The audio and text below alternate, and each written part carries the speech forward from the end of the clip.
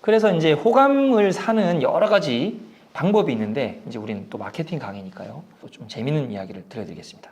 자, 그럼 어떻게 하면 호감을 얻을 수 있을까? 한번 여기를 보시겠습니다. 제가 정말 재밌게 보는 프로그램 중에 궁금한 이야기 Y라는 게 있습니다. 한 10년도 더 된 것 같은데 이게 너무 인상적이었어요. 저 개인적으로. 이날의 이 프로그램이 한 27살밖에 안 된 척추 손해성 실조증에 걸린 친구의 이야기가 나왔습니다. 저도 처음 들어봤는데 갑작스럽게 척추 손해성 실조증이라는 병에 걸린 겁니다. 이 병을 보니까 어디가 이렇게 전신이 부분적으로 조금씩 마비가 되면서 제대로 걷지도 못하고 픽픽 쓰러져요. 되게 정상적이었던 사람이 갑자기 이런 병에 걸렸다고 생각해 보세요. 정말 무기력해 보이고 그러니까 삶에 낙이 없어졌다고 해야 되나? 이렇게 힘든 상태로 좀 좌절의 나날을 보내고 있었던 거예요. 근데 만약에 한번 사장님들 생각해 보세요.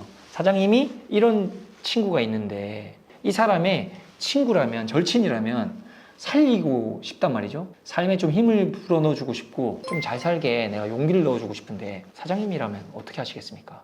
실제로 이 프로그램에서 이분의 친구는 이 친구가 다시 한번 내가 열심히 살아봐야 되겠다라는 동기를 부여해 줍니다. 성공을 해요. 과연 어떤 방법을 썼을까요? 똑같은 질병을 극복한 환자를 찾고 찾아서 이 친구와 만나게 해줬습니다. 그래서 여기 김영진 씨라고 하는 48세 이 똑같은 병을 알았지만 극복하고 지금 좀 그래도 괜찮게 살고 있는 분을 만나게 해줬어요. 여전히 완벽하진 않지만 그래도 훨씬 정상적인 범주에 가깝게 살고 있는 분을 찾은 거죠. 그 둘이 만나요. 한번 표정을 보세요. 이 눈빛이 희망을 발견한 눈빛이죠. 이분이 이렇게 말합니다. 저도 맨 처음에 병원에서 진단을 받고 크게 실망했습니다 라고 말하죠. 근데 너무 개의치 마세요. 제일 중요한 거는 내가 어떻게 하느냐예요 라고 말하면서 희망을 주고 있습니다. 그러면서 막 이렇게 막 운동도 시키고요. 발 운동도 시키고 막 이렇게 누워가지고 이러는데 되게 오랜만에 이렇게 웃으면서 즐거운 시간을 보냅니다. 그리고 이렇게 말하죠. 꼭 기적이 아니더라도 노력만 해도 이렇게 될 수 있구나. 내가 조금이라도 운동해서 저분 정도까지는 아니어도 내 생활할 수 있는 정도는 좀 돼야 되겠다 라고 하는 용기를 얻습니다. 그리고 보세요. 이렇게 되게 머리도 탁 자르고 웃으면서 친구의 기대에 부응해서 내가 뭔가 결실을 맺어야 되지 않겠나 하는 희망찬 발언을 합니다. 사람은요, 자기와 비슷한 사람의 이야기를 들었을 때 가장 마음이 열립니다. 그래서 마케팅에 이런 이야기가 있습니다. 고객을 주인공으로 하라고. 여러분이 인스타 광고를 할 때 항상 이렇게만 생각하지 않습니까? 블로그를 쓰건 뭐 인스타를 하건 내가 음식점을 운영하니까 내 음식을 그냥 보여주면서 맛있는 사진만 찍으면 된다고 아직도 생각하시나요? 우리 가게를 방문해 줬던 누구 씨는 어떤 커플은 어떤 분은 뭐 이런 일이 있었습니다. 이런 거 쓸 수도 있잖아요. 내가 가게를 운영하고 있는데 그냥 맨날 메뉴만 붙어 있을 수도 있지만 저희 가게에 다녀간 두 사람의 이야기, 데이트를 하러 왔다가 뭐 즐거워졌던 이야기 이런 것도 붙을 수도 있다는 거예요. 여러 가지 응용이 가능합니다. 고객의 이야기를 들으면 마치 자기의 이야기 같거든요. 마케팅을 하실 때 어떤 고객의 이야기를 주인공으로 한번 짜보세요. 페이스북에서 광고 콘텐츠 제작하는 그 딱 센터에 들어가면요. 이렇게 되어 있습니다. 고객을 주인공으로 활용해 보세요 라고 대놓고 적혀 있어요.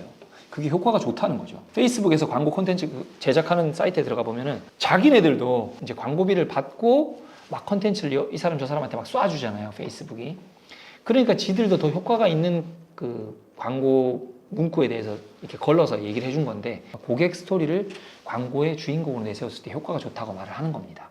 자, 정리해보면 최고의 위로 방법, 최고 호감을 얻는 방법은 고객을 주인공으로 하라는 말이 고객이 자기랑 비슷한 사람이기 때문에 그 이야기에 더 귀를 기울여서 그렇다는 겁니다. 공감을 느낄 만한 내용으로 마케팅 컨텐츠, 세일즈 레터 등을 만들어 봐라 라는 겁니다. 여러분이 만약에 매장에 방문했던 손님들한테 문자를 보낼 때도 맨날 그냥 뭐 맛있는 뭐가 나왔어요, 뭐 이벤트 합니다 이런 게 아니라 뭐 누구 씨의 이야기 아니면 그 사람들이 자기와 비슷한 사례의 어떤 이야기가 있다면 그런 이야기를 쏴주면 효과가 있지 않겠습니까? 사람들은 자기를 잘 이해해 줄 것 같은 사람 그리고 자기 고민을 비슷하게 품어봤거나 잘 알 것 같은 사람에게 저절로 마음이 열립니다. 그러니까 한번 생각해 보세요. 여기 이제 이건 실제 사례를 제가 컨설팅 해준 병원에 대해서 가져와 봤는데요. 그 요양병원 대표 원장님이 암 환우셨더라고요. 이렇게 해보시면 어떠냐 하면서 저도 암 환자였습니다.